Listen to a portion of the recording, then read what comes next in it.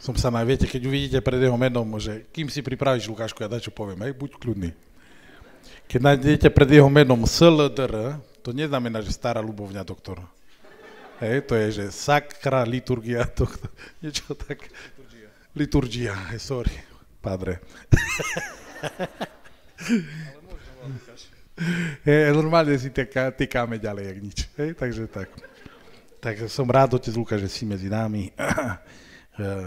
Teraz má dosť veľa povinností, tak som rád, že si našiel čas. Nebolo to ľahké ani pre ňo, ani pre mňa ho presvedčiť. Takže vítaj. Neviem, čo mám povedať, nechcem ti brať čas, dobre? Môžete mu zatlieskať ešte raz, lebo on žije na Kapituli a tam stretnú človeka, to nie je také jednoduché. Dobre, tak som rád, že môžem byť po, myslím, že krátkom čase, či dlhom, opäť s vami. Naposledy sme sa videli asi na Veľkú noc, takto? Či aj potom? Keď sme mali tú sederovú večeru, ak si spomínate.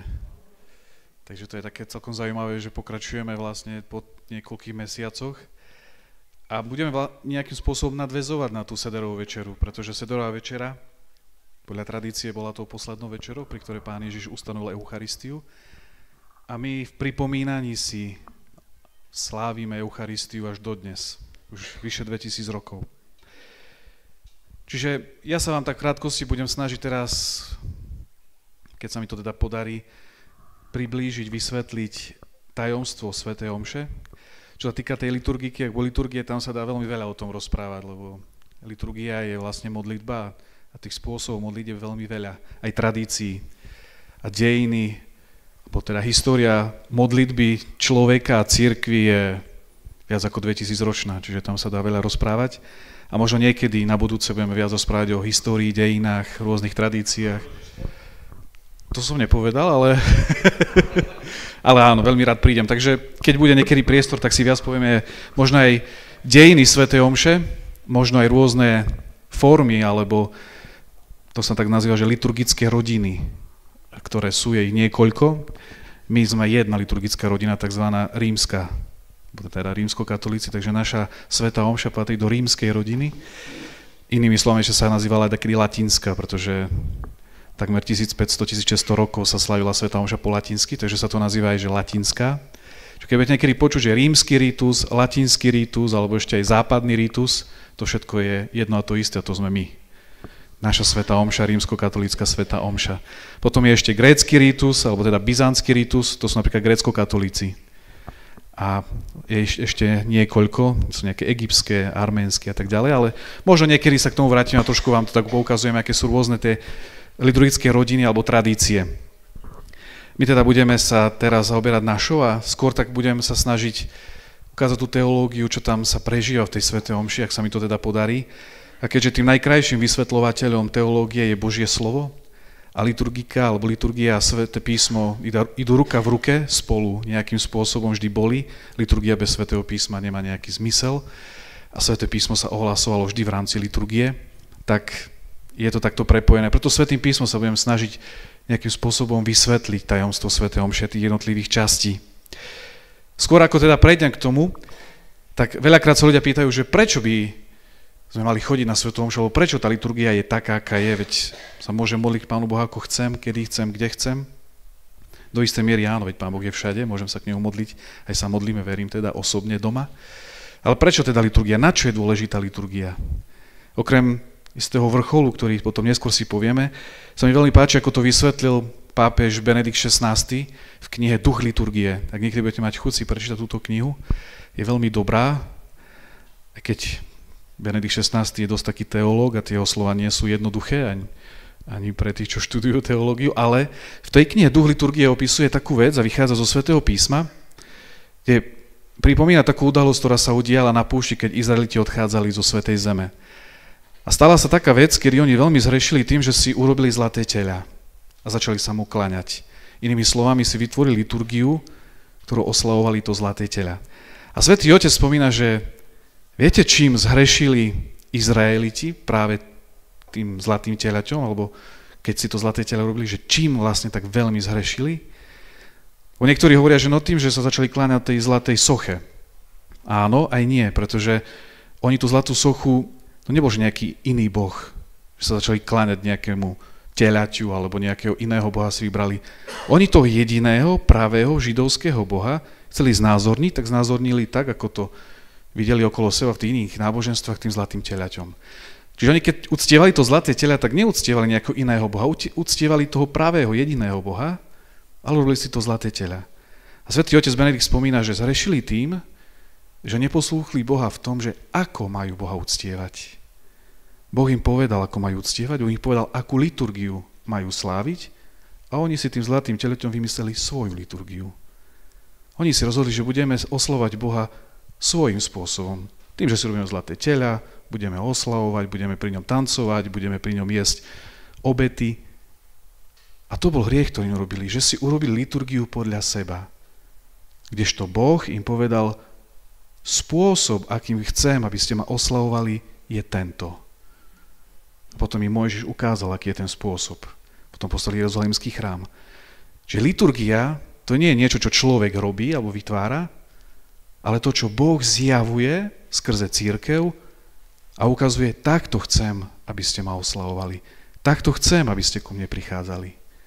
Preto liturgia na východe sa nazýva, že aj božská liturgia, alebo Božia liturgia. Lebo Boh je ten, ktorý liturgiu vytvára, ktorý nejakým spôsobom riadi a cirkev ju len stráži. Ani cirkev, ani pápež nemá právo zmeniť zásadne liturgiu. On len stráži. Boh je určovateľ liturgie. No to je, slovo liturgia je od slova laos, to je po grécky sa to povie, že človek. Hej?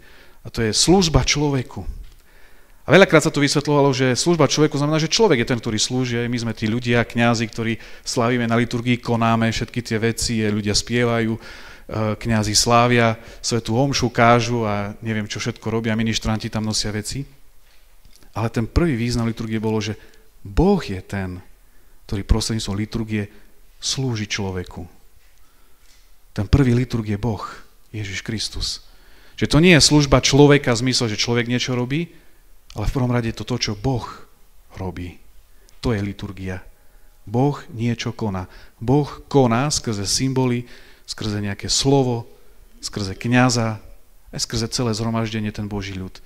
Boh je ten, kto koná. Čiže on určuje a dáva akoby význam liturgii.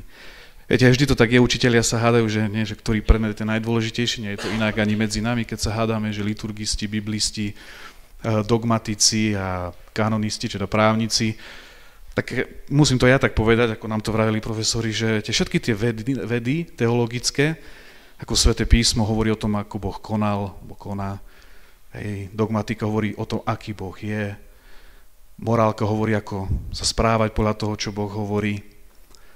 No a liturgia je jediná, ktorá hovorí s Bohom priamo. Všetky hovoria o Bohu a liturgia hovorí s Bohom. Liturgia vás vovádza do Božej prítomnosti. Samozrejme, že som to tak nadniesol, lebo aj Božie slovo, keď čítate, tak vstúpete do Božej prítomnosti, ale tak budeme to tak trošku, viete, sa medzi sebou hádame, tak liturgia je krásna v tom, že ona nehovorí o Bohu, alebo nehovorí iba o Bohu, ona skutočne privádza do kontaktu s Bohom. Skrze liturgiu sa jednoducho zakúšame Boha, živého Boha. Tak preto je liturgia taká krásna a veda, liturgika, je veda o liturgii, je taká dôležitá a veľmi pekná tiež. Tak poďme už teda k svätej omši. Čiže vo svätej omši, inými slovami, prežívame celý život pod tými symbolmi, tajomstvami, život Ježiša Krista, od začiatku až do konca. A to je na tom také krásne, že jednoducho s Ježišom prechádzame celou tou liturgiou, celou svätou omšou.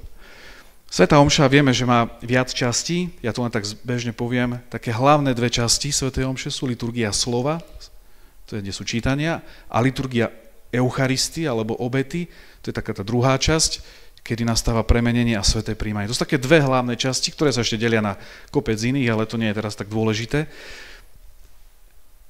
To, čo veľakrát zabúdame, a ja sám ako kňaz veľakrát zabúdam, je, že keď vstupujem do Božej prítomnosti počas svätej omše, tak by som sa mal nejakým spôsobom na to možno trochu pripraviť. Uvedomiť si, že vždy, keď idem na svätú omšu, tak je to obrovská milosť. A nedieje sa to len tak samo od seba, že som sa len tak, že som sa rozhodol. ale že stále som pozvaný prísť k svätej omši. Stále prichádza to pozvanie a tým, že sa ráno zobudím a môžem na svätú omšu, znamená, že Boh ma zase pozýva. Že Boh ma zase volá. Už len tým, že sa zobudím. Tým, že sa dožijem svätej omše. Len krásne nám to tak jeden profesor hovoril, že dožitie sa svätej omše je ten najväčší dar, ktorý môžeme dostať. Nie je to také samozrejme, ako sa zdá. Ja sa môžem dožiť toho, že môžem ísť na svätú omšu a príjmať Eucharistiu. To znamená, že Boh ma aj tentokrát pozval. Už len tým, že som jednoducho sa toho dožil. Že každý z nás je pozvaný na túto svätú omšu. Ja vždy tak hovorím slova jedného slepca zo svätého písma ráno, keď máme svätú omšu dosť ráno skoro, už o 7:00. A že keď sa mi nechce ráno vstať, tak si niekedy pripomínam, alebo teda často pripomínam slova, ktoré povedal, neviem, nejaký apoštol jednému slepcovi: vstaň, volá ťa.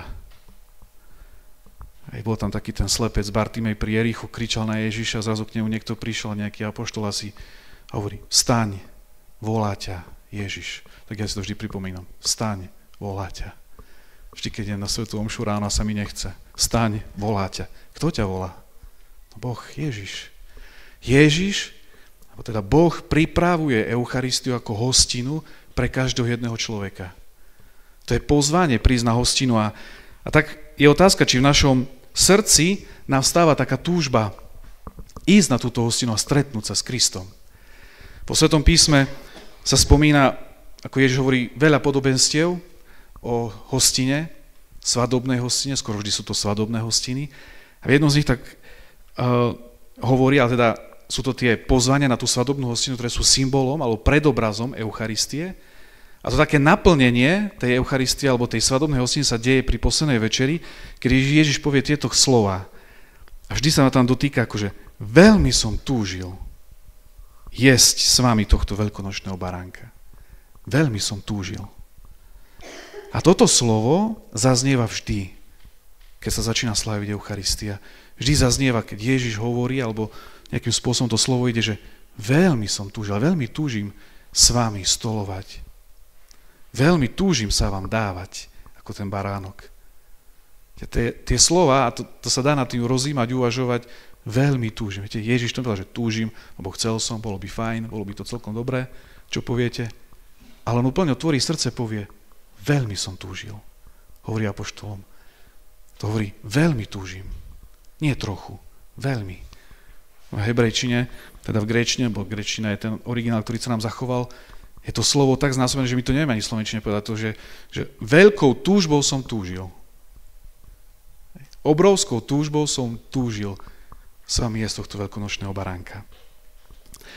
A tak je našou úlohou si naozaj pripraviť to naše srdce na to stretnutie s Kristom. Lebo od tohoto závisí všetko.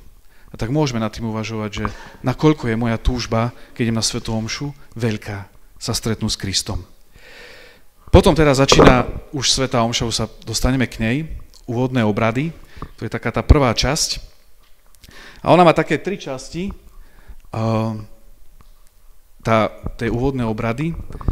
Nebudem rozoberať úplne všetky, lebo to by sme tu boli do nekonečna, ale vypichnem také tie najdôležitejšie. 3 časti sú, keď si všimnete, ako kňaz ide k oltáru, tak úplne prvú vec, keď si kľakne teda pred Najsvätejším Spasiteľom, príde k oltáru a poboská oltár. Kňaz poboská počas svätej omše oltár 2-krát, raz evanjelium. Tak sme sa smiali a vravili, že to je to jediné, čo kňaz môže boskať. Oltár a evanjelium. Ale prečo boská kňaz oltár? Tu sa trošku dostaneme aj k tomu, čo to vlastne oltár je. Veľmi krásne to je v evanjeliu, keď pozval jeden farizej pána Ježiša a prišla tam tá žena, hriešnica, umyla Ježišovi nohy, boskávala mu ich. A ten Šimon, ten farizej sa tak pohoršoval a Ježiš mu povie také zaujímavé slova. Nepoboskal si ma. Neumyl si mi tie ruky. A on hovorí, nepoboskal si ma. Ten bosk je krásny a silný v tom, že kňaz, keď boskáva oltár, tak boskáva Krista, lebo oltár je symbolom Ježiša Krista. Preto oltár svojím spôsobom je relatívne jednoduchý, nemá skoro nič symbolizovať. Skutočný oltár nemá mať tvár neviem čoho, oltár má byť jednoduchá nejakého tváru, najlepšie, keď je to kameň, lebo symbolizuje aj Golgotu, ale oltár je symbolom Krista ako skaly, symbolom Ježiša, ktorý zomiera na Golgote. A tak, keď prichádza kňaz a boskáva oltár, tak boskáva Krista. Vychádza to z tohto Božieho slova, kedy Ježiš túži po tomto bosku, túži po prejave lásky. A ten najkrajší prejav, aký teda sa môže urobiť, je prejav bosku. Svojím spôsobom aj Judáš, keď poboskal Ježiša v Getsemanskej záhrade, tak to bol prejav, ten bosk bol prejav priateľstva. Preto čo mu Ježiš povie v tej chvíli? Priateľu. Prečo si sem prišiel?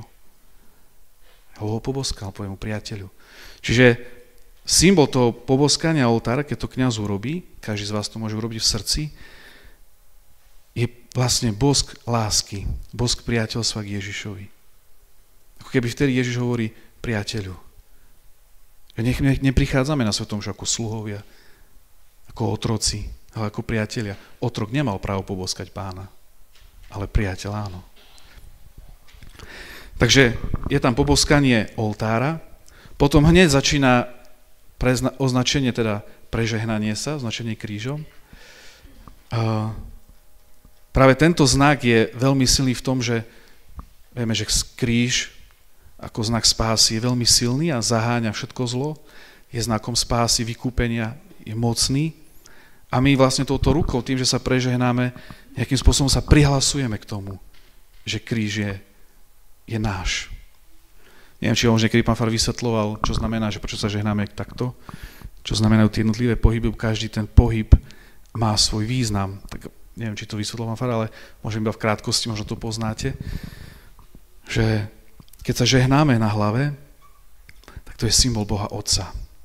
Hlava, múdrosť. Boh Otec, ktorý múdro stvoril svet. Potom ideme rukou dole na hruď. To je zase že to umenie Otca i Syna. Syn na mieste srdca, lásky. Skrze Syna Boh zjavil svoju lásku. Čiže aj ten pohyb ide dole. Boh zosiela svojho Syna. A potom ideme i Ducha Svätého. A ideme doľava, my rímokatolíci ideme doľava, lebo nám to tak vychádza teologicky. A doľava je, že Ježiš, ktorý zostúpil, prichádza človeku, ktorý je hriešný, ľavá strana vždy sa považovala za tú zlú, nie? Vľavo, vpravo. Ježiš, ktorý prichádza k hriešnému človeku a vytrvá ho z hriechu a prináša do Božieho kráľovstva, čiže na pravú stranu. Tam je celá tá teológia v tom kríži, prežehnania sa. Otec posiela svojho Syna, ktorý mocou Ducha Svätého vyslobodzuje človeka a privádza ho k spáse. Mene Otca i Syna, Ducha Svätého. To je ten symbol, keď sa žehnáme. Grékokatolíci nám to trošku inak vysvetlia, lebo oni sa žehnajú opačne, ale my to máme tak, že jednoducho preto to dôležité prežehnanie sa, lebo tým dávam najavo, že som Bohom vykúpený, oslobodený a zároveň sa tak, to je istý taký mini alebo malý exorcizmus nad sebou samým, týmto prežehnaním sa. Preto je dobre sa žehnať aj svetenou vodou často, že jednoducho ja prehlasujem už týmto gestom, že komu patrím a že Boh koná v mojom živote a vyslobodzuje ma. A potom to posledné, taký tretí bod, ktorý kňaz robí na začiatku, taký ten úvod, je keď povie Pán s vami. Pán s vami. A to je krásne slovo, biskup povie pokoj s vami. A toto slovo, keď sa nad ním zamyslíme, keď povie kňaz Pán s vami, tak znamená, že Boh je tu. Že vstupujeme do Božej prítomnosti. Boh je s vami, Pán je s vami, Pán je tu. Je, že kňaz v tej kňazskej moci, tým, že tam prichádza v osobe Ježiša Krista, že ten Ježiš je ten, ktorý slávi Eucharistiu, zrazu keď povie Pán s vami, že ja som tu. A keď to ešte silnejšie, to keď to biskup hovorí, že pokoj s vami. Lebo to je to prvé slovo, ktoré Ježiš povedal po vzkriesení, keď prišiel medzi apoštolov do večeradla, ktoré bolo ešte zatvorené.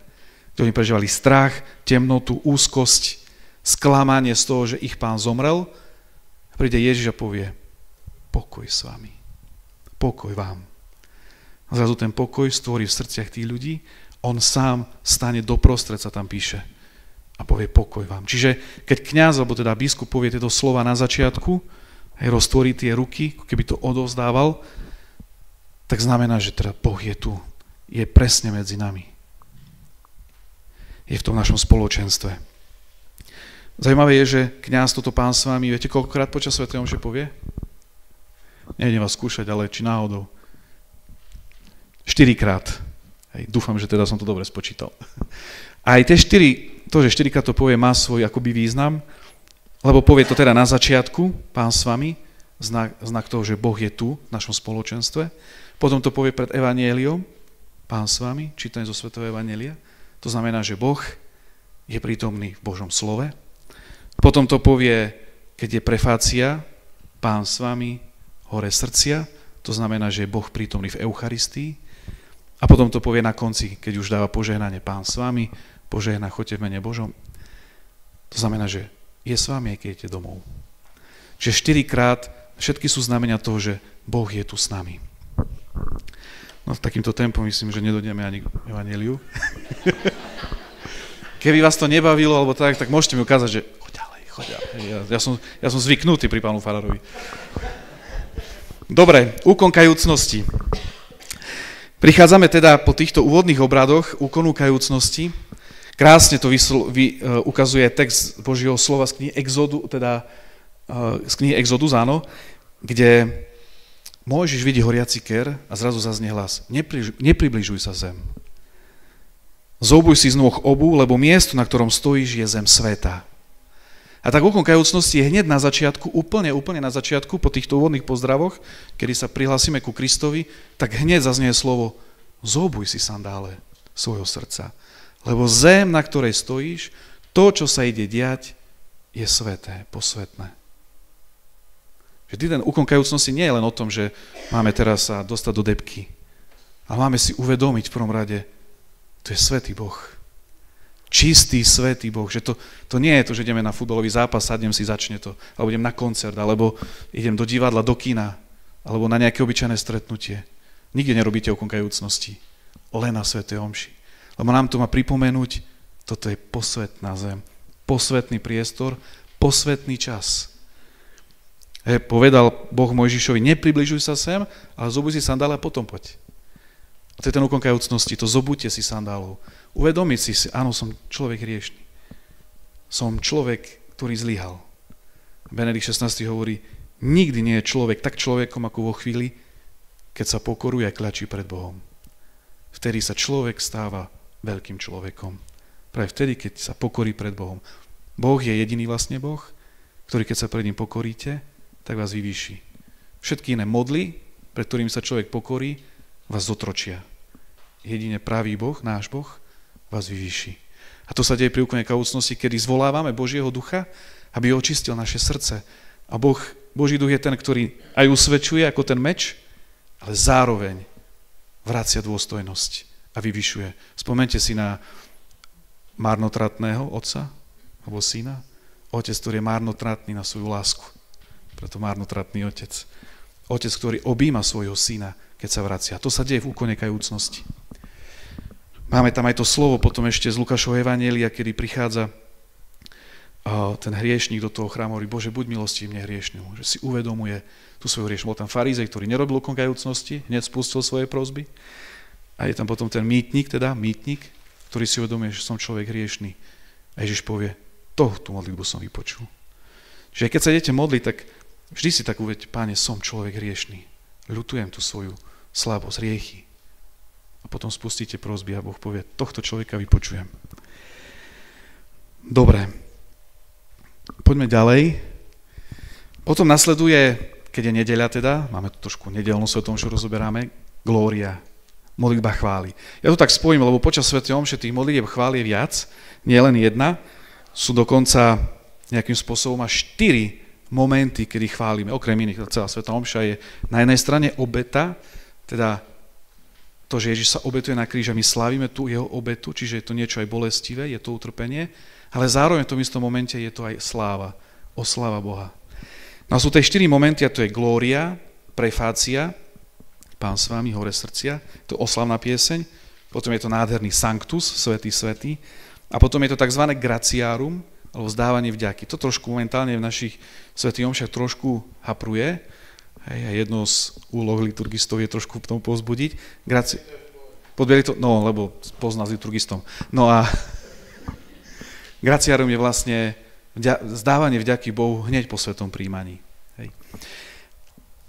Inými slovami, čiže chvála, veľmi dobre viete, čo je chvála, a ten priestor na liturgii pre chválu jednoducho je to otváranie sa srdca Bohu a chválenie jeho za to, aký je. Keď pozrite hymnus Gloria, ináč to vymysleli práve charizmatici, tento hymnus, keď sa pozrite na text, proste sa tam sekajú vlastnosti, Božie vlastnosti, hej, na výsostiach, sláva Bohu na výsostiach a tak ďalej. Keď si celú tú modlitbu prečítate, môžete ju niekedy si prečítať, trošku prerozímať, je veľmi krásna, ako naozaj sa chváli Boh, ako tí charizmatici počas liturgie tento hymnus vymysleli a dodnes sa spieva v našej liturgii.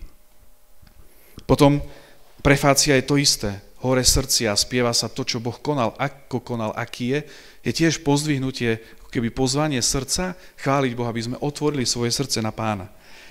A Sanctus, to je vrchol, pretože to je modlitba anielov. Hej, keď anieli sa zjavili pastierom pri narodení, tak spievali Sanctus. Tam anieli trošku mohli nazvať tú liturgiu nebeskú tej oslavy. A tak spievali ten Sanctus, je to spev serafínov. A my ľudia sme vďaka tomuto spevu, preto ide o to, že aby sme to aj spievali, dokonca hovoria, že Glória by sa nemala nikdy recitovať. Glória by sa mala vždy spievať, lebo to potom... No, výborné. Že ako môže spev recitovať? Spev sa iba spieva. A sila tej liturgie je v tom, tým, že to je niečo, čo Boh ustanovil, to znamená, že to má Božiu moc, všetko v liturgii má Božiu moc, že to nie je len nejaká pieseň, ktorú si zaspievam. Liturgická pieseň má tú silu, že vy keď spievate, sa pripojíte k tomu spevu, tak sa prenášate skutočne do tej nebeskej liturgie. Keď naozaj srdcom sa pripojím k tomuto spevu, tak zrazu vedľa mňa sú anjeli. Ja som v nebi, spievam s nimi, oslavujem Boha s nimi. To nie je len nejaká pieseň, ktorú si zaspievam, niekde počúvam v slúchadkách, páči sa mi. Pri normálnej piesni, fajn, teší sa moje telo. Ale pri liturgickej piesni alebo speve na liturgii, či je to Glória a potom iné piesne, sa jednoducho spájam s spevom anjelov. Oni tí anjeli tiež spievajú tú pieseň. A ja som pri nich a s nimi, medzi nimi. Takže preto je to dôležité. Preto potom tá štvrtá chvála, ktorá je graciárum, teda vďaka za Eucharistiu, má byť tým úplne vytrisknutím, to má byť obrovskou radosťou, veď ja som prijal Krista do srdca, ja som sa s ním spojil, je vo mne. Nemôžem proste ísť smutný. Hej, to je, keď stretli Krista, mne sa to veľmi páči, už teraz, myslím, že to bol Ondrej, keď stretli Ježiša, tak oni si šli nohy dolámať, Ondrej a ešte jeden apoštol, myslím, že Ján, išli to povedať Petrovi, našli sme Mesiáša. A oni spievali, keď to hovorili. To bolo, teda spievali s radosťou, teda hovorili to s radosťou, to bolo ako keby spev. Našli sme Mesiáša, našli sme toho, o ktorom hovoril Božie slovo, o ktorom hovorili proroci. To, čo všetci chceli vidieť a nevideli, povie potom Ježiš na jednom mieste. A my to môžeme vidieť. O Eucharistii ste už možno veľa počuli aj teologických nejakých týchto, ale keby anjeli mohli závidieť, tak nám závidia to, že môžeme príjmať Eucharistiu, lebo oni ju nemôžu príjmať. V nebi Eucharistia nie je. Kto si to povedal niektorí svätí. Keby mohli anjeli závidieť, čo nemôžu, bo sú svätí, tak by nám závideli to, že my, ľudia, na zemi môžeme príjmať Eucharistiu. A to by malo vychádzať z toho, že príjmame živého Krista, ja nemôžem byť proste smutný. Aj keď prežívam ťažkosti v živote, mám bolesti, zranenia, ale ja som v tejto chvíli prijal Krista, čo môžem mať viac? Dobre, a potom sa to končí celá táto časť, teda sa vrátime na začiatok, modlitbou dňa, takzvanou kolektou po latinsky, pretože ona je krátka a zhromažďuje ako keby všetky prosby. Čiže keď sa kňaz na začiatku modlí modlitbu, ktorú veľakrát nikto nepočúva, ani ako kňaz častokrát neviem, čo sa modlím, sa priznám, vidíte.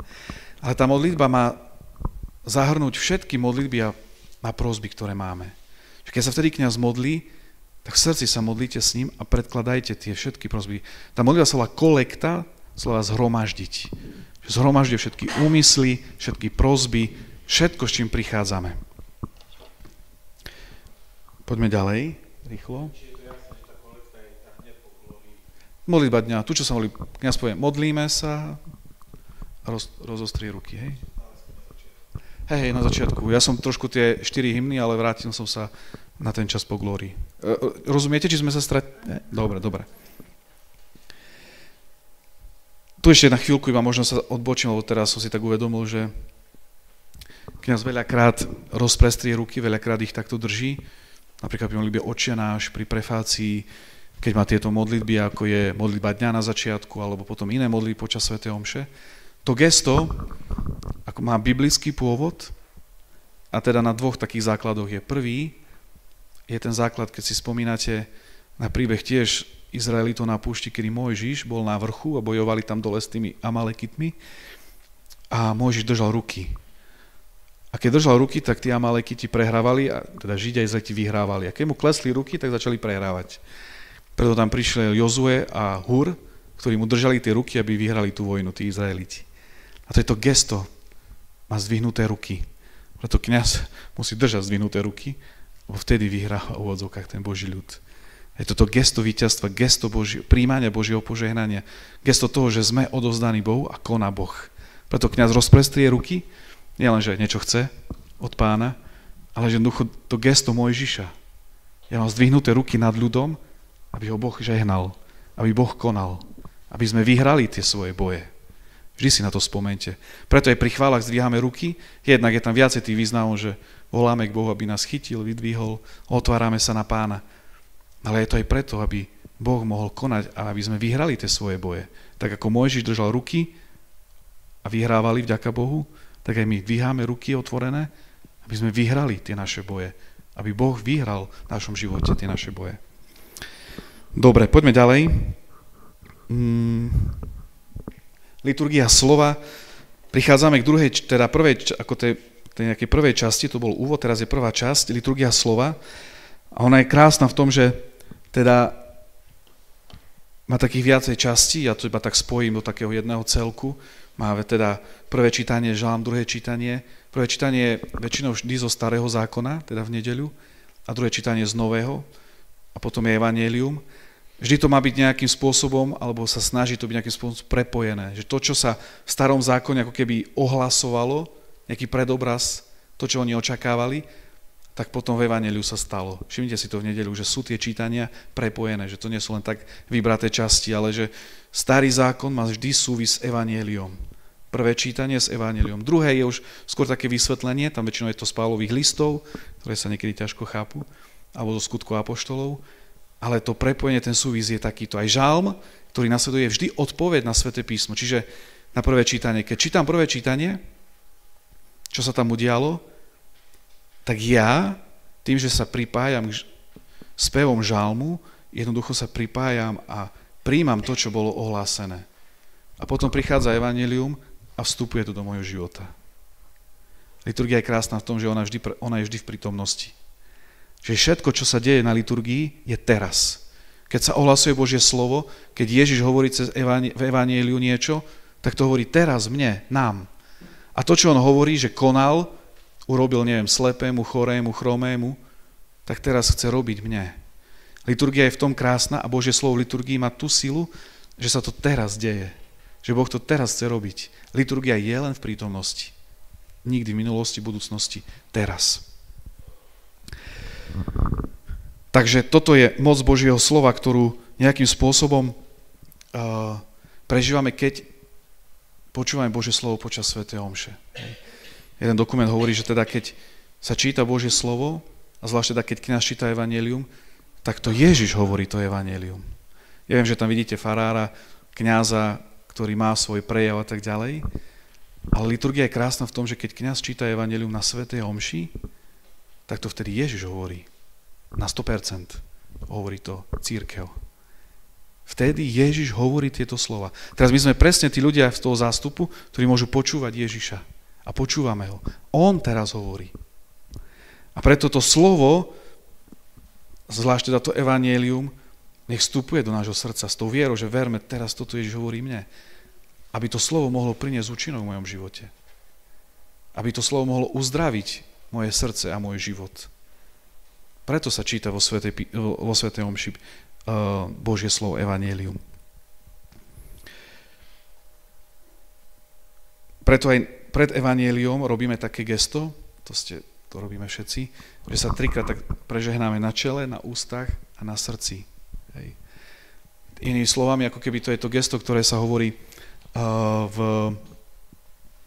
keď prichádza Ježiš k tomu hluchonemému, posliní si prst a vloží mu do uší, dotkne sa mu jazyka a vtedy ten začne počuť a rozprávať. A my toto robíme, to je to gesto. Že jednoducho prosíme Boha, aby otvoril našu myseľ, aby sme mohli pochopiť, čo chce Pán hovoriť, aby otvoril naše ústa, aby sme dokázali ohlasovať to, čo do nášho srdca vstupuje, teda potom na srdci, aby sme jednoducho prijali to, čo Boh hovorí. Čiže my toto gesto, to je aj gesto sa nazýva, že efeta, otvor sa, to je aj to gesto. My vlastne týmto gestom, čo robíme, snažíme sa otvoriť tomu, čo bude kňaz prednášať, teda hovoriť, čo bude Ježiš hovoriť v evanjeliu a potom kňaz kázni, či sa mu to viac či menej podarí. Vždy, keď sa budete robiť to gesto, spomente si, teraz ťa prosím, Ježišu, otvor moju myseľ a srdce, moje vnútro. To je gesto efeta, otvor. A na záver iba tejto časti Božieho slova vždy si pripomínam, keď Ježiš je u toho farizeja a mu povie, mám ti niečo povedať. Ježiš vždy má čo povedať a vždy chce povedať. Tým, to ste už veľakrát počuli, čím je náš Boh Bohom, je, že on hovorí. Náš Boh skrátka hovorí. Vždy hovorí. Preto je liturgia slova, táto časť, kľúčová. Na to, aby som mohol ísť ďalej, musím počuť, čo Pán hovorí. Dobre.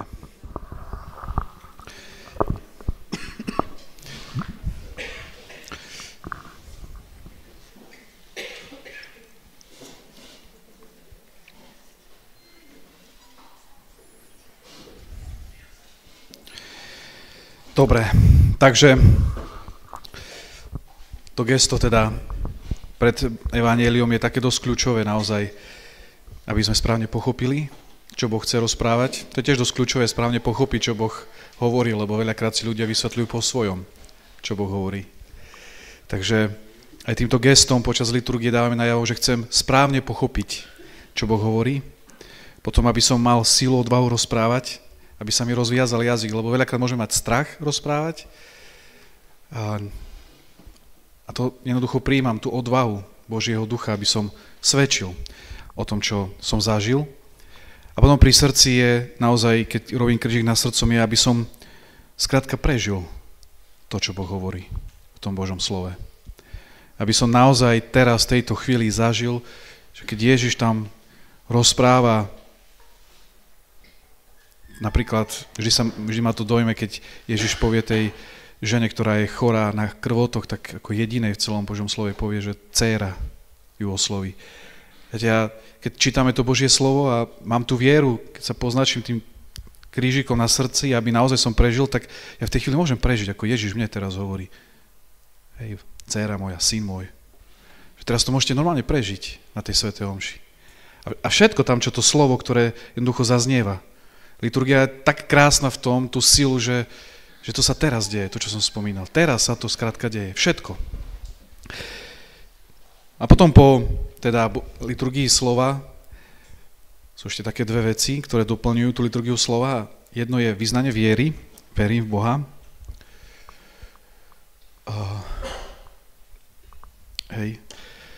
Tak vtipne liturgisti hovoria, že viete, prečo je verím v Boha na tom mieste, alebo teda po homílii, po kázni? Aby si ľudia obnovili vieru po tom, čo budú počuť farára. Tak vtipne. A to ste asi počuli však. Nie? No. Čiže aby si ľudia obnovili vieru, tú pravú vieru. Vyznanie viery sa inak aj po grécky povie, že symbolo, slova symbol. Vieme, že symbol je niečo ako také, že znamenie alebo také svedectvo. Symbol v pôvodne bol taký význam, že keď sa nejakí dvaja dohodli, tak rozlomili nejakú časť, nejakú pečať na poli a jeden mal jednu časť, druhý mal druhú časť a keď sa to potom spojilo, tak vedeli, že patria k sebe. Hej, že keď ste chceli po niekom niečo poslať, tak ste poslali práve tú časť toho svojho symbolu a ten druhý človek, keď prišiel a to zapadlo do seba, tak vedel, že áno, to je od teba, je to od toho pravého, že to zapadne, tak symbol je ako keby tá polovička, tá časť, že to je ten pôvodný význam toho slova symbol, že niečo zapadá do seba, niečo pasuje k sebe, niečo patrí k sebe, že je to nejaké svedectvo. Dnes by sme to nazvali, že nejaké heslo, ktoré je to nejaké, že máte zaheslované veci, niečo, čo vám otvorí ako keby nejaké tajomstvo, niečo, čo viete, poznáte možno len vy. Tak verím v Boha, to je symbol, to krédo po latinsky, je vlastne také naše heslo, ktorým nejakým spôsobom sa otvára ten poklad cirkvi, otvára to spoločenstvo, že nejakým spôsobom prihlasujem do toho spoločenstva. Niečo, čo ma spáruje s tým spoločenstvom, ktorým máme rovnakú vieru. Hej. Verím v Boha. Je to zároveň teda, preto nasleduje aj po evanjeliu, alebo teda po evanjeliu, po kázni, po Božom slove, že je to aj moja odpoveď na to počuté slovo, že áno, verím. A tam veľmi ide na mysl vždy Jozue, ktorý bol ten nástupca Mojžiša. A on keď teraz zastupoval do zasľúbenej zeme, tak tam sa pýtal tých ľudí, koho si chcete vybrať? Boha, ktorý vás prevádzal, zachránil a priviedol sem, alebo tých Božích okolo? A tedy tam Jozue, lebo ja a môj dom chceme slúžiť Bohu, je aj pieseň. A to sa deje pri verím v Boha. Ježiš ohlásil, povedal svoje evanjelium a teraz my sme, ja a môj dom chcem Tebe, Bože, patriť. A to je verím v Boha. Je to odpoveď na evanjelium. Je to taká prvá konkrétna odpoveď na Božie slovo. Keď Ježiš niečo ohlási, ja som Pán, a potom my spievame, verím v Boha, Otca Všemovúceho, Stvoriteľa neba i zeme, i v Ježiša Krista. Že verím v Boha je taká prvá moja odpoveď, že príjmam to, čo som počul. Hej.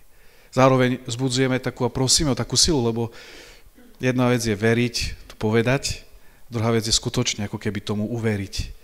Že aj opäť vstupuje to Božie slovo, keď prichádza otec a prosí o toho svojho chorého syna a prosí Ježiša, Ježiš, pomôž mojej nevere, verím, pomôž mojej nevere. My veríme a zároveň tým ako keby kričíme na Pána, pomôž mojej nevere, pomôž našej nevere, pomôž tomu, že moja viera je taká slabá. A urobil, aby bola taká drobná, ako to hočičné zrnko, že by som vrchy prenášal. Čiže každou modlitbou verím v Boha, jednoducho aj prosím o Pána, aby som mal väčšiu vieru. A zároveň sám seba, nechcem povedať, že presviečam, a sám sebe hovorím, to je krásne, že to prvé slova verím v Boha sú verím v Boha, Otca Všemohúceho. A je to krásne tak zhrnuté v týchto troch slovách. Verím v Boha, Boh, ktorý je môj otec, čiže ja som syn a dcéra, nie som otrok, som to vravel. Čiže hneď prehlasujem tú moju autoritu, tú moju dôstojnosť, ktorú mám v Bohu a zároveň ešte prehlasujem aj Všemohúci. Je to krásne, že náš Boh je otcom Všemohúcim. Bolo by málo, keď bol iba otcom, ale neboli Všemohúci. Bolo by to super, otec má nás rád a tak ďalej, ale nič by nám nevedel pomôcť. A náš Boh je otec a Všemohúci. Miluje nás, sme mu blízki, sme s ním pomaly jedno telo, v Eucharistii sa to deje. A zároveň je Všemohúci, že čo keď ho prosím, viem, že môže pomôcť. Že sa môže postarať o môj život, že môže vstúpiť do toho môjho problému. Takže toto je to miesto toho verím Boha, že sa nejakým spôsobom naozaj staviame pod vládu Boha, prehlasujeme, že Bože, chcem, aby Ty si bol môjim pánom. To, čo veľakrát sa deje na chvále tak ďalej, keď aj vyzýva niekedy ten speaker, že teraz odozdajme život Ježišovi a možno robíme nejaké to gesto, robíme krok vpred, alebo robíme Ježiša svojim pánom. Tak to sa deje v liturgii každú nedeľu, keď sa modlíme verím Boha. My, katolíci, toto robíme. Ak teda to robíme zo srdca, tak vždy verím Boha, je to miesto, kedy ja prehlasujem Boha na novo za svojho pána a na novo mu všetko odovzdávam. A zakončím, že všetko je možné tomu, kto verí. Všetko je možné tomu, kto ho verí, hovorí pán Ježiš v Markovom evanjeliu. Takže toto si môžeme tak pripomínať práve, verím, čiže to nie je len taká modlitba, ktorú tam povieme, ale za ňou je kryté obrovské tajomstvo. Nad každou časťou liturgie by sa dalo rozprávať toľko, že... Ale to tajomstvo, tá krása je aj pri modlitbe verím v Boha. No a potom nasledujú prosby, príhovorné modlitby, viete, to aj máme aj v cirkvi. A tam krásne opäť tá liturgia umiestnila prosby práve potom, že na jednej strane poznáme ten príbeh, ako spúšťali tí 4 priatelia toho ochrnutého. A tam je, keď Ježiš videl ich vieru, môžeme povedať, keď Ježiš počul naše very v Boha, tak potom vypočuje naše prosby. Vypočul tých 4. Ten začal chodiť, ešte mu aj teda najprv hriechy odpustil, je ti odpustené, hovorí Pán Ježiš, a potom začal chodiť. Čiže keď Ježiš uvidí to, ako sa modlíme, ako vzývame krédo, verím v Boha, tak potom hneď nasledujú prosby a budú vypočuté. Preto hneď potom nasledujú prosby. Krásne je to, že máme pri tých prosbách stojíme, keď sa to modlíme ináč. Vieme, že máme stať pred Bohom v takej odvahe, ako napríklad Abraham, keď prosil o Sodomu a Gomoru. Keď Boh povedal, zničím toto mesto, a Abraham to skresal, koľkých spravodlivých tam nájde. Skresal to myslím, že na 10, nie? Aspoň 10 spravodlivých. Je z 50, čo? 5, nie, 10. Začal tu 50, keď aspoň 50 a potom menej. Dobre hovorím, nie? Už tých čísel je toľko v tom písme. Ale čo chcem povedať, nie je to číslo dôležité. Ale viete, ako mal odvahu Abraham pred Pánom Bohom? Keď Pán Boh povedal, takto to bude. A Abraham, ja viem, Pane Bože, Ty si dobrý a svätý. A to sa Bohu páčilo, toto. Hovorí Cantalamessa vo svojej knihe Život Kristovi. Toto Boh presne chcel. Aby Abraham bol takto odvážny. Aby takto Boha prosil, jeho samého. Že Bože, a keď tam bude 40, dobre, nezničím. A 30, ani vtedy nezničím. Ale to bola odvaha Abrahama, viete, veľakrát, tak to je, no čo, inak to nebude. Tak nejak to inak nebude. Ale keď v odvahe idem aj pred Pána. Veľmi sa mi páči aj Mojžiš, ktorý je na púšte, to si tiež veľakrát počul, lebo ja to veľmi často rozprávam, asi aj pán farár, že keď Boh povedal, ja zničím tento národ, lebo furt repce, stále. A Mojžiš povie, nie Bože, veď čo povedia Egypťania, že si ich viedol na púšť zničiť? Nie Bože, zachraň tento ľud. A keď ho chce zničiť, tak aj mňa s ním. A tedy povie, dobre, nezničím ho, pretože prosíš ty. Samozrejme, že Boh toto chcel od Mojžiša. Dokonca mu ešte na jednom mieste hovorí, zničím tento národ a z teba, Mojžiš, urobím nový, iný, väčší, slávnejší. A Mojžiš povie, nie. Prosí za svoj ľud a Boh povie, toto som chcel počuť. Takýchto ľudí hľadá Boh, ktorí budú prosiť za druhých v odvahe. Odvahe, keď budú vidieť, že sa všetko možno rúca, keď všetko ide, keď možno aj mnohí budú reptať, že Bože, prečo si to dopustil, prečo Bože je to takto, tak sa postaviť pred toho Boha a prosiť, Bože, ja v Teba verím a o toto prosím. V tom je krásny aj Job, kniha Job, ktorý je príbeh človeka, na ktorého Boh dopustí utrpenie. Príde o rodinu, príde o majetok, dokonca o svoje zdravie. Manželka ho opustí, smeje sa mu. A krása tej knihy je v tom, že Job uprostred tejto bolesti, o ktorej on tuší, že na ňo dopustil všemohúci Boh, tak nehľada iného Boha.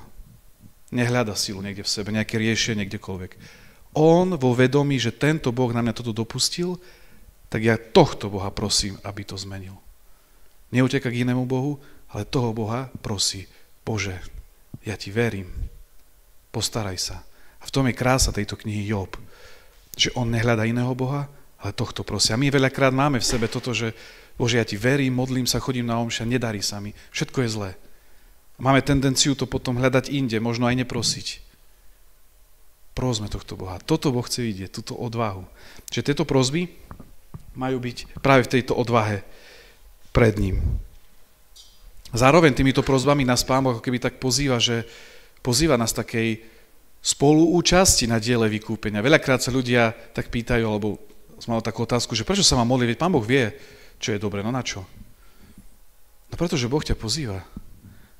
Aj Boh nie je solista, Pán Ježiš. Krásne na Pánu Ježišovi je, že od prvej chvíle, ako začal svoje verné účinkovanie, od prvej chvíle máte hneď apoštolov. Ján, Jakub, Ondrej, Peter, potom Matúš a tak ďalej, tých prvých rybárov a tak ďalej. Povedzte mi učeníkov Mohameda alebo Budhu. Je to solo. Ale Ježiš, Boží syn, ktorý by všetko si mohol robiť sám, hneď pozýva človeka. Poďte so mnou do tohto diela. A zveruje toto dielo, dalo by sa povedať, ako keby Pán Ježiš zomiera, všetci sa rozutekajú, krátko na to odchádza do neba, že odchádza, keď vlastne skoro ako keby nič neurobil, nie? A zveruje to človeku, lebo mu dôveruje, lebo ho pozýva do toho diela vykúpenia. Že toto je také krásne, preto aj sú tie modlitby, príhovoru, proziev a tak ďalej, že že nás Boh pozýva, poď do tohto diela. Pozývam ťa, maj v tom spoluúčasť. Preto v takej odvahe, dôvere predkladáme svoje prosby a čím viac prosíme, tým viac dostaneme. Jeden náš spoločný známy, Jožko Mihok, poznáte, provinciál redemptoristov, hovorí, Boh miluje lachvatých ľudí. Hej. Viete, čo je lachvatý človek? Lachvatý, taký, čo všetko chce veľa. Boh miluje lachvatých ľudí, ktorí veľa prosia, odvážne prosia, možno až prehnane prosia. Nedá sa pred Bohom prehnane prosiť. Lebo Boh je všemohúci. Vždy chce. Vždy má viac, ako chceme. Dobre. Našťastie, ja, Matúš a Jožko sme lachvatí. No. Dobre, poďme ďalej. Takže týmto končí taká, ako keby tá prvá časť liturgie, takzvaná liturgia slova, kedy centrom je niečo také ako toto pulpit, volá sa to aj ambona. Hej, po koncile to má aj názov, že to je stôl slova, alebo oltár slova. Že teraz každý chrám po druhom Vatikánskom koncile, ktorý skončil v roku 1965, bola taká väčšia liturgická obnova, tak v kostoloch sú už dva oltáre, okrem tých starých, ktoré poznáte, starý oltár, na ktorých sú sochy svätých a tak ďalej, ale je oltár, v ktorom slávi svätú omšu kňaz tvárou k ľudu, a druhý oltár je oltár slova, oltár Božieho slova. Čiže sú dva oltáre, slova a Eucharistie. Takže to sú také dve centra v chráme. Takže končí sa ako keby prvá časť, ktorej centrom je práve tento oltár slova, a už prichádzame potom k oltáru obety. Hej, oltáru. Len na také trošku odbočím, že niekedy ste možno počuli výraz, že obetný stôl. Počuli ste to niekedy? Obetný stôl, oltár, že aký je v tom rozdiel? Tak každý kostol, chrám, má mať oltár, ktorý je, nazýva sa to, že pevný. A pevný neznamená, že len z pevného materiálu, hej, nemal by byť zo slamy, alebo tak. Pevný materiál má byť z pevného materiálu, ale pevný v prvom rade znamená, že sa s ním nehýbe. Nedá sa s ním hýbať, že je pevne spojený s podlahou. Pretože oltár je, okrem teda bohostánku, tak oltár je tým centrom každého chrámu, lebo tam sa slávi svätá omša.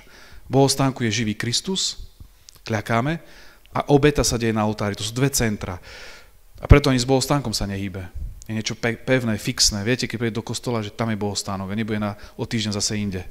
Vždy viete, že je tam. A to isté je oltár. Preto oltára, to je takým cieľom aj liturgistov teda, aby tie kostoly mali pevné oltáre. A keď ešte nie je pevný, že ešte to nejakým spôsobom pán farár nestihol urobiť alebo nejakým spôsobom zakomponovať, tak sa to nazýva, že obetný stôl. To je niečo, čo je prenosné, že dočasné riešenie, to je obetný stôl, ktorý ale sa má stať oltárom, že sa tam má nahradiť a urobiť oltár, pretože v tom po koncile, viete, že kňaz slávil svätú omšu chrbtom k ľudu, alebo inak sa to povie aj tvárou smerom na východ, čiže bol obrátený k tomu starému oltáru a ten je pevný, viete, s ním neviete pohnúť. Jednak, že je veľký, ale on je aj pevne spojený s podlahou. Vždy to tak bolo, že oltár bol vždy pevne spojený s podlahou. A potom, keď cirkev rozhodla, že kňaz nech slávi tvárou k ľudu, ako spoločenstvo, tak sa vytvorili tie nové oltáre, ale kým urobili tie fixné, tak boli prechodné tie obetné stoly. Hej. Tak už viete ten rozdiel. Čiže všade tam, kde nie je ešte oltár, tak je to obetný stôl, aby sa z toho stal naozaj pevný oltár. Vy máte pevný oltár. Hej. No, hej, ale je to oltár, lebo ním sa nehýba. Už tak úplne doslova pevne s podlahou to neznamená, lebo nemusí byť niekedy. Sú také oltáre, som videl aj v Ríme, ktoré sú tak veľké a ťažké, že aj keď nie je spojený s podlahou, tak s ním nepohnete. Čiže je to oltár. Hej. Tam tá myšlienka toho je, že sa s ním skrátka nehýbe. Lebo sú kostoly niekedy, že máte nejaký vianočný koncert, tak oltár dáte nabok, aby bolo viacej priestoru. A to je problém. Oltár sa proste nemôže sa s ním hýbať. Keď sa s ním nehýbe, vtedy je to oltár. Dobre, to len taká zatvorka, aby ste vnímali ten rozdiel. Obetný stôl a oltár. Už teraz budete vedieť. No, a tak teraz prichádza liturgia, alebo čas liturgie svätej omše, ktorej centrom je práve tento oltár.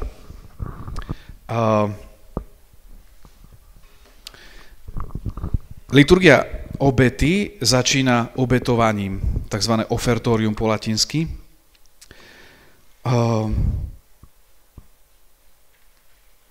Vlastne Prichádza sa k oltáru, prinášajú sa tzv. Obetné dary. Prinášajú sa obetné dary chlieba, víno. Je veľmi dobré, kedysi sa to tak robilo, už niekedy sa to nedá, keď obetné dary prichádzajú od ľudí.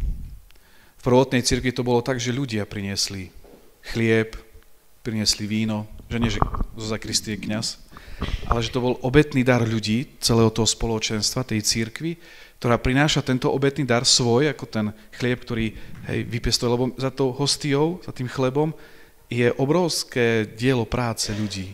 Od tých, ktorí to nejakým spôsobom zasiali, potom sa o to starali, zožali, potom robili múku, upiekli.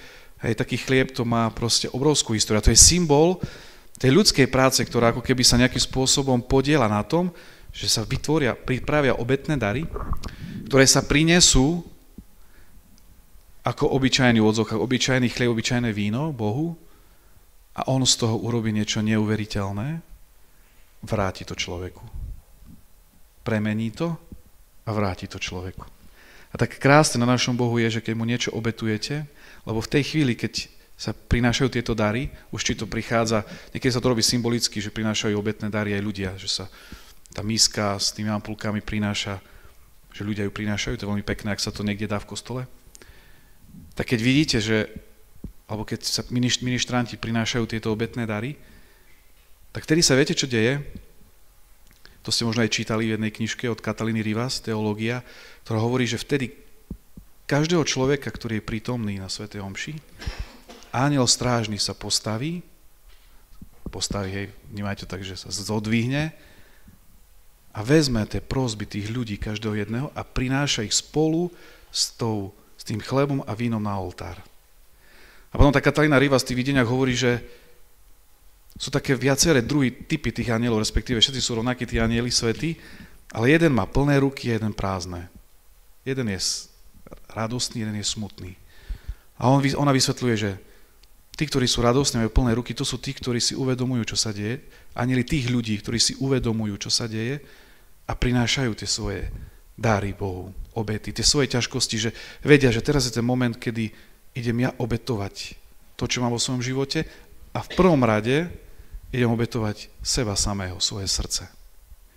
Tak to sú radostní anjeli strážni, pretože vedia, že tento môj človek, tento môj Lukáš vie, čo sa deje, tak idem s rukami plnými. Viete, vy to ako keby vnútorne odozdáte tomu svojmu anjelovi strážnemu a tento spolu s kňazom prednáša Bohu. Ale sú aj takí strážni, ktorí idú s prázdnymi rukami, lebo ten jeho človek, o ktorého sa stará, si neuvedomuje, čo sa deje. Ani ho to asi nezaujíma. Nevie, že teraz má niečo dávať Bohu, že má dať svoje srdce Bohu. Tak ten anjel smutný prichádza s prázdnymi rukami. On tam pôjde, ten anjel, pretože on vie, kde má ísť v tej chvíli. Všetci tí svätí a anjeli vedia, že keď začína liturgia obety, tak ich miesto je pri oltári.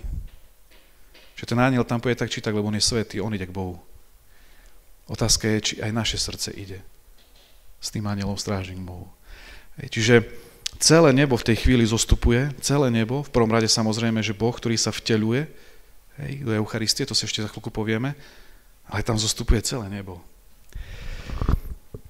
Čiže toto je to veľké tajomstvo, preto je veľmi pre nás dôležité, že keď je to obetovanie, keď sa spieva tá pieseň, keď vidíme, ako kňaz berie a zdvíha, má to zdvíhať, tam to ešte tak vysvetlím, to je skôr pre kňazov, ale môžete to vnímať, nie každý kňaz to pozná, takže nemusíte sa ich na to hnevať, keď to robí inak, ale keď sa prináša obetovanie chleba, vína, tak len tak mierne nás vydvihne tento dar, na znak toho, že je to pozemský dar, že je niečo, čo je to zo zeme, od človeka.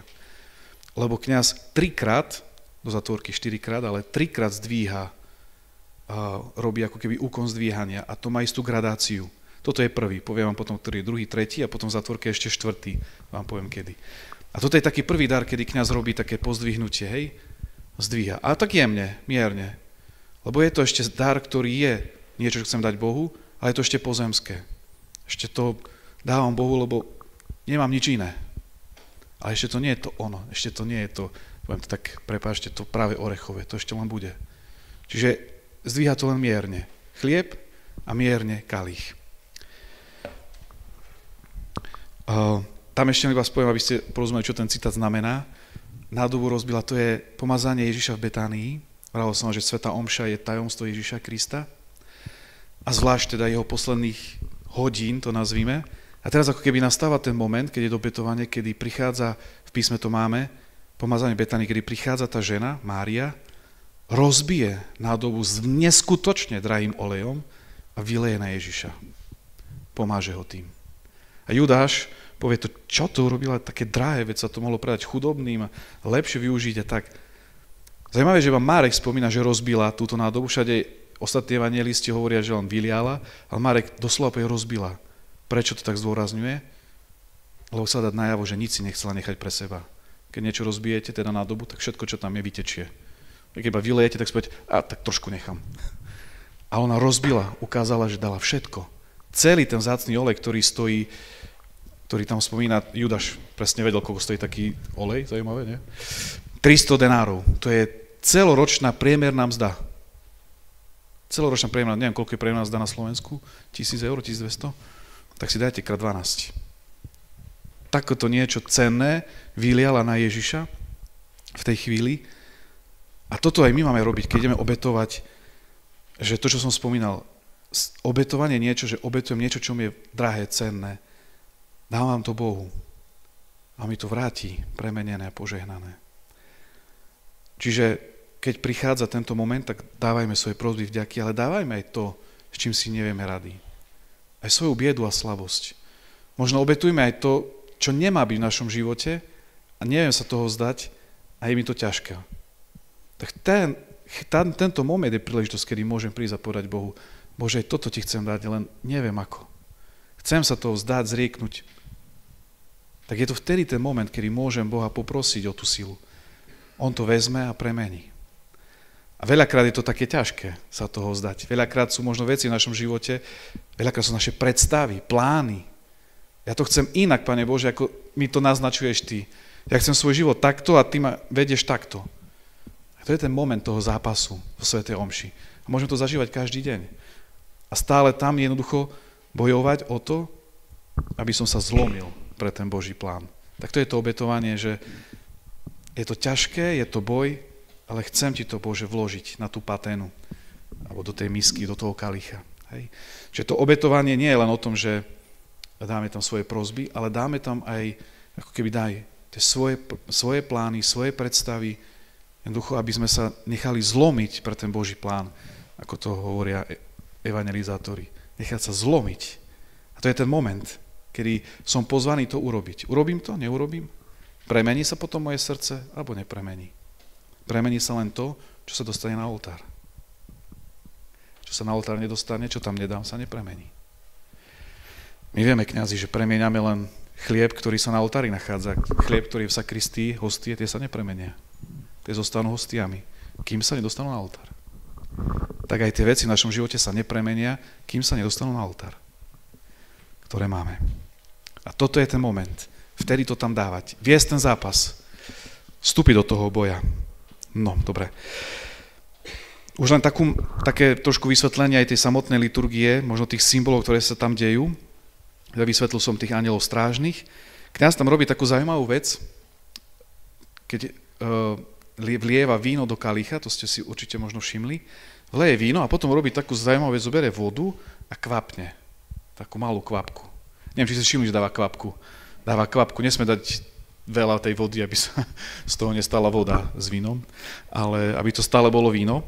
Ale čo to znamená? Prečo to kňaz robí? Tam hovorí takéto slova. Tajomstvo tejto vody a vína nech nás spojí s božstvom Ježiša Krista, ktorý láskavo prijal našu ľudskú prirodzenosť. Tajomstvo tejto vody, vtedy to má ináč kvapnúť, niekedy to kňazi robia tak, že naleje víno a už hovorí túto modlitbu. Ale má počkať, najprv v tichosti naleje víno a potom, keď nalieva vodu, tak hovorí tajomstvo tejto vody a vína, ktoré už tam je, nech nás spojí s božstvom Ježiša Krista, ktorý láskavo prijal našu ľudskú prirodzenosť. Víno je symbol božstva a voda je symbol človečenstva. Ten moment je aj symbolom vtelenia Pána Ježiša. Kedy sa Ježiš, Boh, stáva človekom. Čiže kedy sa to božstvo spája s človečenstvom. Kedy v Ježišovi Boh a človek sú jedno. A to sa deje práve v tom momente. Preto tá liturgia má aj tie rôzne momenty z Ježišovho života. Toto je moment vtelenia. Ten moment, kedy anjel Gabriel prichádza, ohlasuje Panne Márii. A keď kňaz kvapne tamto víno a sa to tam zmieša, spojí, tak to je moment vtelenia. Symbolom, to je symbol, to vnímajte ako symbol, toto je konkrétne iba symbol, ale je to symbol momentu vtelenia Pána Ježiša, kedy zostupuje ako keby stáva sa človekom, aj človekom. A my zároveň týmto, čo som povedal, že keď obetujeme, tak my zároveň môžeme spájať, tá kvapka vody aj symbolizuje tú našu biedu, tú našu slabosť, ktorá sa ponára do toho vína, premieňa sa na to víno. Preto sa dáva len kvapka, lebo ona sa z toho víne stratí. A my tou našou biedou, slabosťou vstupujeme do toho Božieho diela, približujeme sa k Ježišovi a sa premieňame. To je ako keď prichádzate k ohňu a on na vás proste pôsobí. Zrazu sa to teplo vás dotýka, že sa vy, človek, ktorý je chladný, premieňa na človeka, ktorý je teplý, lebo ho jednoducho ten oheň, či to chcem alebo nie, premieňa. A tak jednoducho tá kvapka je symbolom toho, že sa približujem a vstúpujem do toho Božieho. No, a preto sme pozvaní, aby sme rozbili všetko, čo máme. Neboli trochári. Nebáli sa naozaj dať Bohu obetovať všetko. Už len tak do zatvorky, preto je to aj moment, kedy sa ide zbierať zvonček. No. Ale to len tak, že... Čo? Všetko. No. Nie, ale naozaj, teraz, ako je to nás zasmiať, ale zároveň je to aj preto toto miesto, že niektorí vravili, že prečo sa vtedy to zbiera, že to vyrušuje. Áno, môže to vyrušovať, s tým súhlasím. Ale zároveň to miesto bolo, lebo to bolo tak pôvodne, že sa s chlebom a vínom prinášali aj dary, ktoré sa potom rozdávali chudobným. Že to nebolo len o pár hostiach a víne, ale prinášali vtedy ľudia aj dary, ktorých sa zriekli, obetovali, aby sa potom dávali chudobným. Niekedy toto už začína aj otec biskup, tak spomínal, že by chcel vytvárať farské charity, kde by ľudia, ktorí nepotrebujú nejaké veci, ako spoločenstvo zozbierali a potom dávali tým, ktorí to potrebujú. Sa keby veľakrát vytrácal v cirkvi ten duch tej, že ja sa niečoho zrieknem, aby som mohol dať druhému. A v prvej cirkvi, v prvotnej cirkvi, v prvých storočiach, práve toto bolo to miesto, kedy ľudia poprinášali tie dary a dávali ich kňazom, biskupom, ktorých potom rozdávali chudobní. Mali na to potom svojich ľudí, diakonov, to je pôvod, teda tá prvotná úloha diakonov, rozdávať chudobným, ísť chudobným, sirotám, vdovám a z toho, čo to spoločenstvo nazbieral, dávať. Čiže to je taký akoby ten prvotný význam, že prečo sa v tom čase aj zbiera zvonček, lebo je to jednak na chod farnosti, spoločenstva, ale aj z tohto pôvodne sa aj rozdávalo chudobným.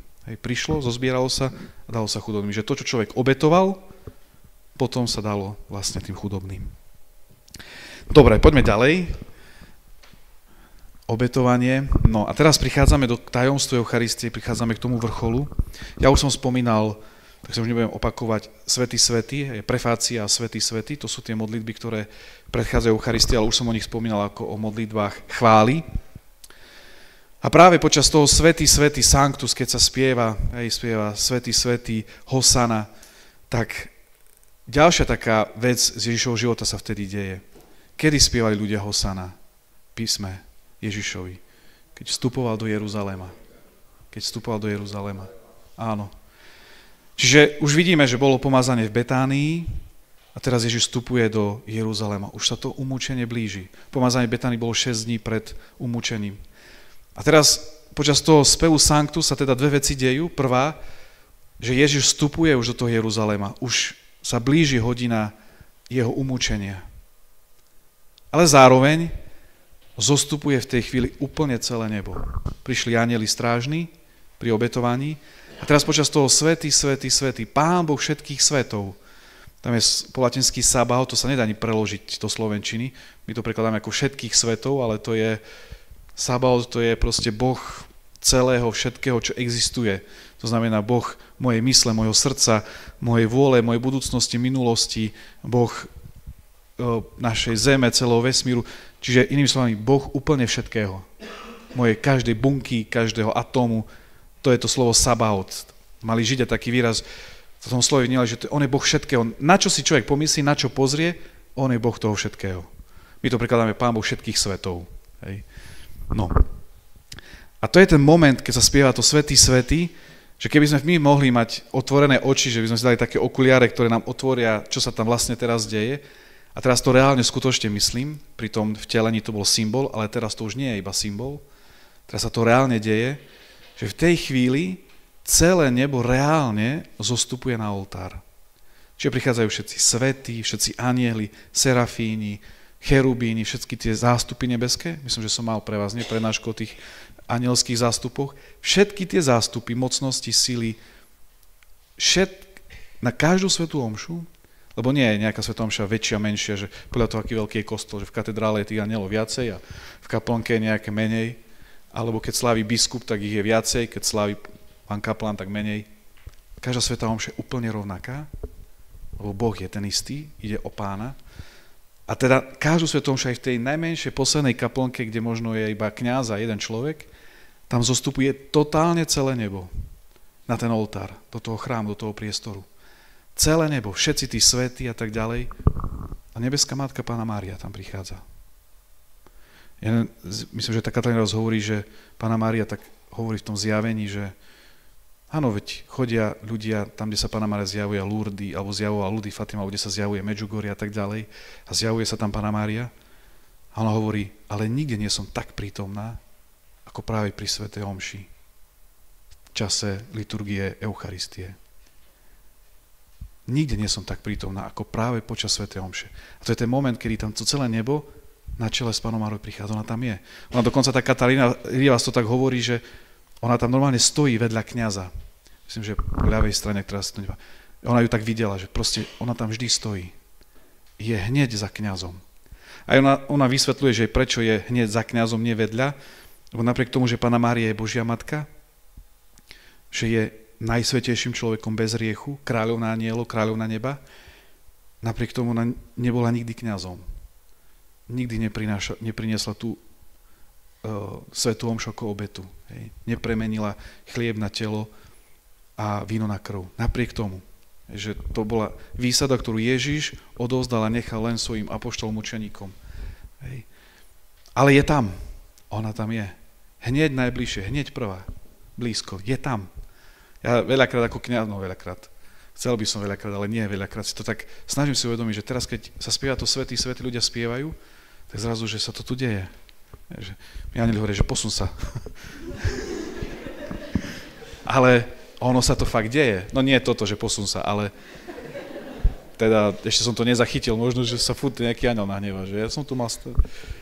Ale reálne, a Panna Mária je za mnou hneď. Ona tam je, ja ju nevidím síce, alebo teda, ty vidíš, pán farár? Dobre. Ale ona tam fakt je. A toto je 100% pravda. Tak ako je vzduch, ktorý nevidíme, ale tu je. Tak v tej chvíli tam prichádza ona. Všetci svätí. Všetci. A to stále ešte nie je všetko. Pretože začína modlitba Eucharistie, kedy kňaz sa začne modliť, kedy si ľudia kľakajú a začne vyslovať tie slova, hej, toto je moje telo, toto je moja krv, hej. Kedy berie do rúk tie nejaký obyčajný chlieb, obyčajné víno a začne hovoriť tie slova premenenia, toto je moje telo, ktoré sa obetuje za vás, toto je moja krv, ktorá sa vylieva za vás. A v tom jednom momente, keď toto kňaz hovorí, on sa totálne premieňa, to už tedy hovorí Ježiš. My síce vidíme kňaza, ja cítim sám seba, ale ja by som nepremenil, nikto z nás nepremení chlieb. Premení ho len Kristus. A vtedy on používa si tie naše slova, náš hlas, pery, ale on vyslovuje tieto slova. Lebo on premieňa. A vtedy sa deje to, že ten živý Boh zostupuje na ten oltár.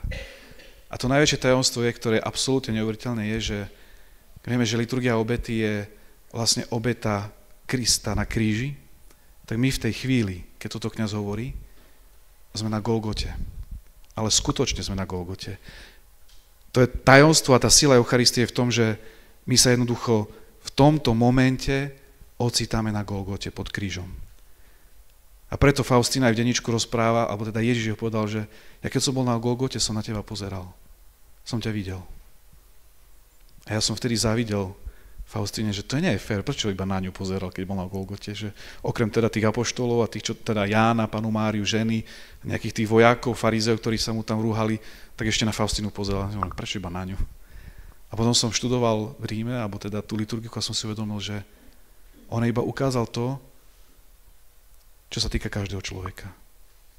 Že on keď bol na Golgote, reálne, keď čítate slova Svätého písma, jak on tam je na tom kríži, jak sa mu posmievajú, jak hovorí, hľa tvoja matka, tak on, keď si na omši, vtedy pozeral aj na teba. Reálne ťa tam videl. Tým, že on je Boh, my si to nevieme ani predstaviť, že jak mohol pozerať na toľké milióny ľudí. Ale on tým, že je Boh, tak on reálne fakt, skutočne v roku 33, keď bol na kríži v Jeruzaleme, pozeral na teba. A prečo? Lebo si na svätej omši. Ty, keď si na svätej omši, tak v tom momente celé to spoločenstvo je na tej Golgote reálne. To je niečo, čo je skutočné. Toto nie je symbol. Toto nie je, že akože. Toto nie je len, že sa to podobá. To sa skutočne deje reálne. Keby sme mohli vidieť, čo sa naozaj deje, tak zrazu by sme videli, že stojíme na tých skalách v Jeruzaleme a pred nami je kríž, na ktorom je Ježiš. Toto sa tam deje. Preto je Ježišovo telo skutočné v Eucharistii. Nie je to len symbol, nie je to len spomienka, nie je to len fotka. My tam reálne sme. Raz to uvidíme. Nebeská liturgia nám to, v nebi nám to budeme vidieť. Ale toto sa deje normálne v každom kostole, keď prichádza premenenie, sa búrajú múry, búra sa všetko a celé to spoločenstvo, tak ako je, s tým oltárom a kňazom, stojí pod krížom. Preto aj pápež Pius X, myslím, povedal, že keď kňaz zdvíha hostiu a kalich, to je presne ten moment, keď Ježiš je na tom kríži. Že keď pozeráte na tú hostiu, na ten kalich, tak to keby ste to pozeráte na kríž. Nie ako, to pozeráte na kríž. A vtedy Pius X povedal, vtedy povedzte, Pán môj a Boh môj. To sú to najhodnejšie slova v tej chvíli, ktoré absolútne premieňajú naše srdce v tom momente, keď ja vidím to, čo povedal kto? Tomáš. Keď prišiel Ježiš a mu povedal, že pozri moje rany. Vtedy povedal Tomáš, Pán môj a Boh môj. A Pius X hovorí, neskláňajte hlavu, keď kňaz zdvíha hostiu, teda už Ježišovo telo. Neskláňajte hlavu, keď kňaz zdvíha v kalichu krv. Ale pozerajte. Ježiš povedal, všetkých pritiahnem k sebe, keď budem vyzdvihnutý od zeme. Preto vtedy nech pozeráme všetci. Pán farár si to tak, verím, že teda uvedomuje a snaží sa dlhšie držať hostiu. Prečo? No práve kvôli tomu. Aby sme si uvedomili, že teraz sme tam, vtedy má všetko stichnúť, zastať. To je jediný moment, kedy proste v tej svätej omši sa všetko zastaví, inak možno má svoju dynamiku, aj piesne, nejaké tie pohyby a všetky tie movimento, všetky tie gesta a tak ďalej. Ale toto je moment, kedy všetko zastaví sa. Všetko stichne. Lebo ja teraz som na Golgote a pozerám na Krista. To tajomstvo je také, že asi my vo svätej omši v skutočnosti si sprítomňujeme, to sa volá sprítomnenie, Golgoty. Nie poslednej večere, ale Golgoty. My reálne sa ocitáme na Golgote. Posledná večera, a to je ten veľký zázrak, ktorý urobil Ježiš, robí ich teda dva. Posledná večera, to, čo Ježiš urobil, že pri poslednej večeri, keď vyslovil tie slova, tak hoci sa ešte Golgota neudiala, že sa udiala len za pár hodín, tak už tí apoštoli boli na tej Golgote. Ona ešte reálne nebola, ale Ježiš ju počas poslednej večere na tú Golgotu zobral. A nás robí presne to isté, ale opačne. Golgota sa už stala, ale nás všetkých počas každej svätej omši berie na tú Golgotu. Čiže Golgota je centrum. Posledná večera má vzťah k Golgote. Ježiš berie tých svojich apoštolov prvýkrát na Golgotu. Preto je také krásne a to je takéto Božie, že v skutočnosti, aj keď všetci apoštoli sa rozutekali, tak boli s Ježišom na Golgote. Pretože boli s ním v poslednej večeri. Že aj keď sa rozutekali, zostal iba Ján, tak toto Božie je krásne v tom, že Ježiš to vedel nejakým spôsobom, vedel to ako Boh, napriek tomu ich tam zo sebou zobral. Čiže apoštoli boli na Golgote. Keď boli pri poslednej večeri, tak oni už s ním prežívali Golgotu. To, čo sa stane o pár hodín. A krásne na tom to, že aj my to môžeme robiť. Čiže veľakrát si hovoríme, že keby som žil v čase Pána Ježiša, možno by som bol pri ňom, by som musel pomôcť a tak ďalej. Vidieť Ježiša. Môžeš to vidieť každý jeden deň. Môžeš to zažívať každý jeden deň, že si s ním na tej Golgote pod krížom. Toto je obrovské tajomstvo Eucharistie a toto je tá skutočnosť, to je tá realita. My na tej Golgote skutočne sme. Reálne.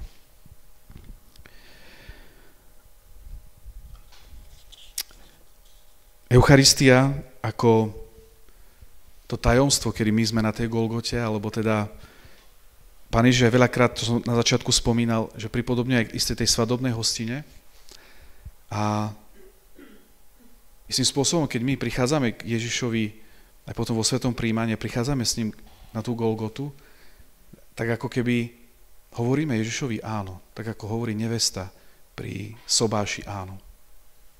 A to sa potom tak v plnej miere deje, keď idem aj na sveté príjmanie. Trošku predbehnem.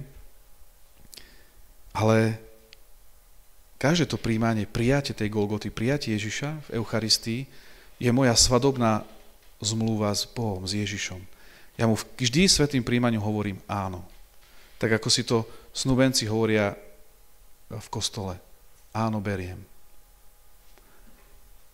A je také zaujímavé, lebo evangelisti nie priamo, ale teda tradícia cirkvi hovorí, že Judáš, keď prišiel tento moment Eucharistie, kedy Ježiš počas poslednej večere ustanovil Eucharistiu, on odišiel. Že zrazu, keď Ježiš sa opýtal, chcete so mnou uzavrieť túto manželskú zmluvu?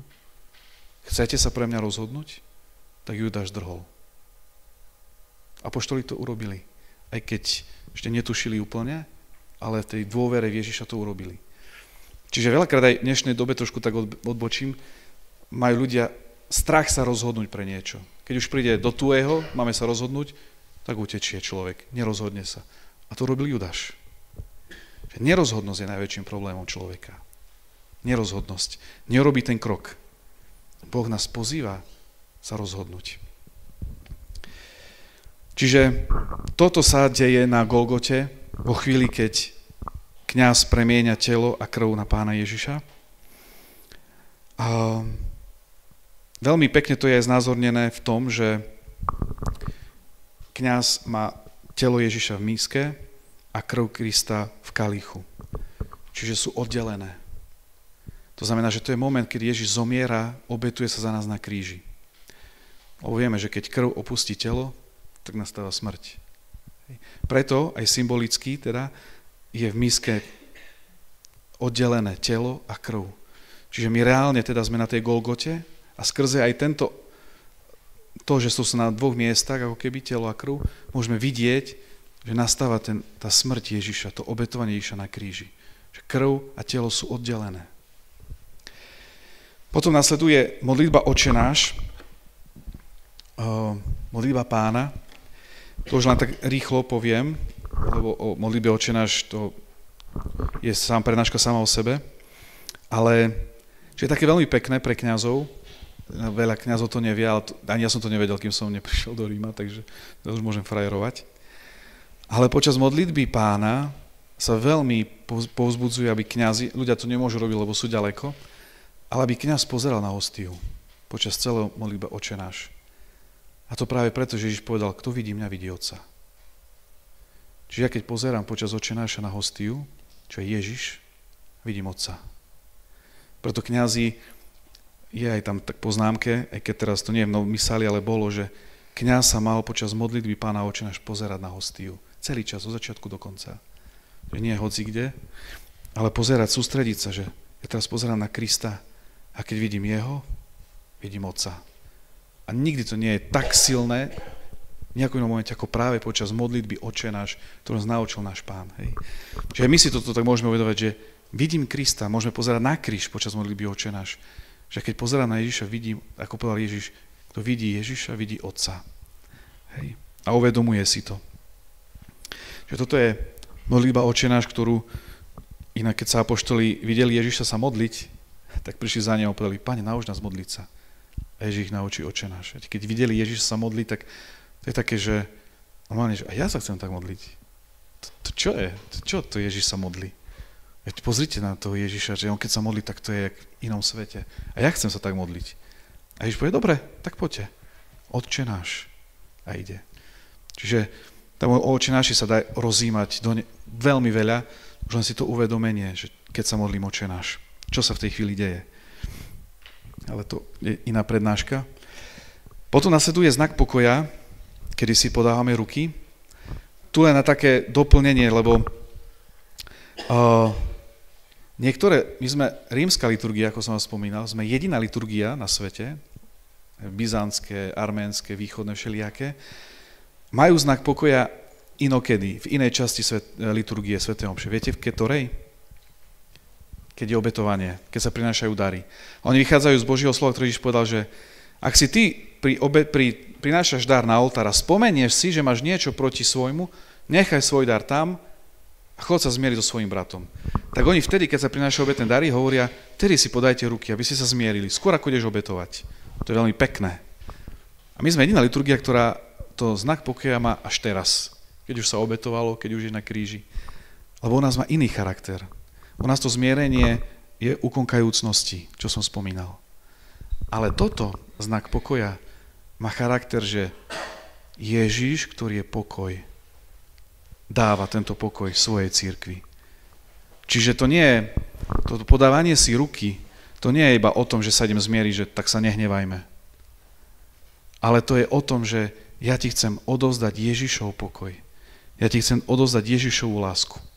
Že to nie je len o tom zmierení našom, ale je to odovzdanie Ježišovho pokoja. Kedy si to bolo v liturgii, tak teraz to už nie je, lebo to by asi nikto nedal. Ale bolo to tak, že kňaz poboskal oltár, zobral takzvanú, volá sa to porta páče, je to skrátka obraz pána Ježiša, poboskal ho a ten odovzdal ministrantovi, ten ho poboskal, odovzdal ďalšiemu, poboskal a tak to šlo celým kostolom. Každý poboskal. To znamená, že od oltára šiel ten pokoj k každému človeku. Kristov pokoj každému. Teraz už to tak nie je, lebo to by asi nešlo, ale symbolom je to, že kňaz, keď hovorí, mal by sa držať oltára a vtedy, keď drží oltár, povie, dajte si znak pokoja. Mal by sa držať oltára na znak toho, že ten pokoj je Kristov pokoj. A vravilo sa na začiatku, že oltár je symbolom Krista. Že kňaz sa drží Krista a hovorí mene Ježiša, dajte si znak pokoja, nech ten pokoj Ježišov vstúpi do vášho srdca. A potom ho odovzdá ministrantom a tak by to malo ísť medzi ľudí. A my navzájom si odovzdávame, nie môj pokoj, nie môj dobrý deň, ale Ježišov pokoj. Takže to je táto časť liturgie. No a potom teda prichádza ten ďalší vrchol a to je sväté prijímanie. Hej. Kedy živý Kristus prichádza k nám. A obraz svätého prijímania začína hľa baránok Boží. A tu som si uvedomil, že som vám zabudol povedať tie jednotlivé zdvíhania. Že to prvé zdvíhanie, čo bolo také nízke, bolo obetovanie. A druhé zdvihnutie je pri premenení, aj keď zdvíha. Čiže to by malo byť asi zhruba v rovine očí, čiže to je ako keby už trošku vyššie. A to tretie, najvyššie zdvihnutie je, keď kňaz sa modlí a spieva skrze Krista, s Kristom a v Kristovi. Vtedy by to malo byť úplne to najvyššie. Aj kedy si to zdvihne úplne hore. A vtedy je aj to najslávnejšie amen, kedy ľudia spievajú. Vtedy by to amen malo byť vždy spievané a malo byť slávnosť. Veľakrát na slávnostiach aj je, že sa spieva dvakrát, trikrát. No vtedy sa ako keby ukončí tá časť liturgie Eucharistie, zdvihne sa telo a krv Krista, vyvýši sa nad všetko, malo by to byť naozaj vysoko, že tá gradácia prvé, druhé a potom tretie, Kristus nad všetkým a my všetci zvoláme amen. Áno, amen, toto je najslavnostnejšie amen. Veľakrát sa v tých prvých liturgiách toto amen spievalo aj 15-20 minút. Spomínajú staré liturgické knihy. Že ľudia spievali amen, vyvyšovali Ježiša nad sebou. Tam Ježiš, ten kňaz hovorí, skrze Krista, s Kristom a v Kristovi. Ježiš vo všetkom, nado mnou, predo mnou, za mnou, ako je modlitba svätého Patrika. Kristus, keď si líham, Kristus, keď vstávam, Kristus, keď rozprávam. A toto sa deje v tej časti, skrze Krista, s Kristom a v Kristovi. To som vám zadol povedať, trošku som sa vrátil, hej. Ale vnímate to trošku, či som vás domotal?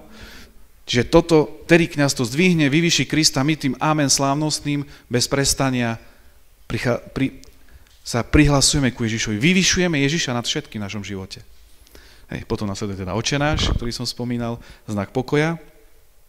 A potom štvrtýkrát teda kňaz zdvíha hľa baránok Boží, prevzal do zatvorky, lebo to už nie je v tej postupnosti, to už je len ukázanie Jána Krstiteľa, hľa baránok Boží. Čiže to už zdvihne kňaz normálne. Tá gradácia je len prvých troch, chlieb, ktorý je obyčajný, Kristus na Kalvárii, potom Kristus, ktorý je víťazom nad všetkým. A dáva ten hľa baránok Boží, ale predtým kňaz robí takú zaujímavú vec, ak ste si všimli. Ľudia zatiaľ spievajú baránok Boží, ktorý sníma hriechy sveta.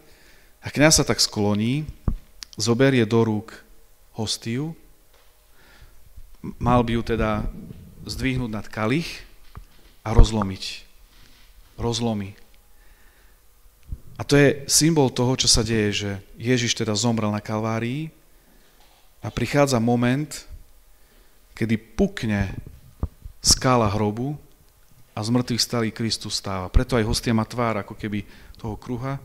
Tá skála hrobu mala tvár kruha a on sa v tej momente, tá skála hrobu roztvorí, roztrhne, sa zlomí tá hostia a potom kňaz urobí takú zvláštnu vec, odlomí malú časť a spustí do krvi. A keď sa spojí telo s krvou, čo sa deje? Ožije. Stáva z mŕtvych stane. Že to je ten moment, kedy jednoducho sa Ježiš Kristus stáva z mŕtvych. Keď my spievame baránok Boží. A potom, keď kňaz dvihne, tak už neukazuje mŕtvého Ježiša, ale živého. Hľa baránok Boží, ktorý sníma hriechy sveta.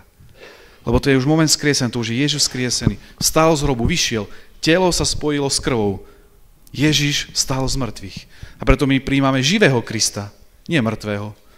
Nie je už to oddelené, lebo už je to spojené. Ten znak tej malej čiastky je spojený. Preto sa málo, ale ešte cirkev postupne k tomu prichádza, sa by malo prijať aj podobojím, ale teda telo a krv je spojená, že príjma aj človek telo a krv. Hej? Aj pod spôsobom chleba, aj vína. Že my prijímame živého Krista, umúčeného, pochovaného, skrieseného, živého Krista. Hej. Takže to je ten krásny moment, hľa baránok Boží, a my odpovedáme to, čo ten stotník: Pane, nie som hoden, aby si vošiel pod moju strechu. Eucharistia je taký paradox, lebo je to pokrm pre hriešnikov. Svätý, čistý, dokonalý pokrm pre hriešných ľudí. Pre tých hriešnikov, ktorí robia pokánie. Čiže preto je Eucharistia obrovským tajomstvom aj v tom, že niečo tak sväté a čisté vstupuje do takej biedy, ako sme my. Že Ježiš k nám prichádza. Eucharistia nie je za odmenu. Eucharistia je na posilu. Hej. A pre tých, ktorí si uvedomujú, že potrebujú Boha. Na príjmanie chodia tí, ktorí si uvedomujú, že potrebujú Boha. Že ja ho potrebujem vo svojom živote, aby ma premieňal. A preto potom nasleduje hneď po príjmaní by mala nasledovať chvála, veď to je najkrajší moment. To je najkrajší moment dňa, ako sa hovorí svätá omša, a keď už by som mal z tej svätej omše vybrať, tak to je ten moment, kedy sa spája Kristus so mnou v Eucharistii, kedy sa s ním stávam jedno. No, o graciáre som už rozprával, no a prichádzame už teda k záveru. Toto je sväté príjmanie, zjednotenie s Kristom. No a nakoniec záverečné obrady. Veľmi zaujímavé je, že posledné gesto, ktoré Pán Ježiš urobil na zemi, predtým ako vystúpil do neba, úplne posledné, už keď bol koniec, pomínajú to Lukáš v Evanjeliu, bolo žehnanie. Tam sa píše: a žehnajúc sa zniesol a vystúpil do neba. Úplne posledné gesto, ktoré robil Ježiš, je žehnal. Lebo žehna stále. Žehna neprestajne. A preto aj kňaz na konci svätej omše žehna, a to je tento Božie požehnanie. To je to, ktoré my príjmame a potom sme poslaní odovzdávať ďalej. Po latinsky to bolo tak krásne, my dnes povieme, že choďte v mene Božom, ale po latinsky sa hovorilo, že ite missa est. A niektorí to prekladali, že ite, to je ako, že choďte, missa est, missa je omša, est je, že choďte, omša už je. Inými slovami, choďte, omša sa skončila. Choďte, omša sa naplnila. Ale pôvodný význam tá misa, lebo to misa okrem omše znamená ešte niečo iné. Choďte, máte misiu. Misa od slova misia. Choďte, misia vám je daná. Choďte, poslanie vám teraz Boh dal. Choďte a to, čo ste tu teraz zažili, to, koho ste stretli, dajte teraz ďalej. Čiže to na konci, keď kňaz hovorí, v latinčine to znie tak, do slovenčiny sa to preložilo, že choďte v mene Božom, ale už teraz máme viacej tých možností. Nový preklad z Misála nám dáva viacej možností, že choďte a ohlasujte evanjelium. To je to krásne. Čiže choďte a to, čo ste tu zažili, zvestujte a dozdávajte ďalej.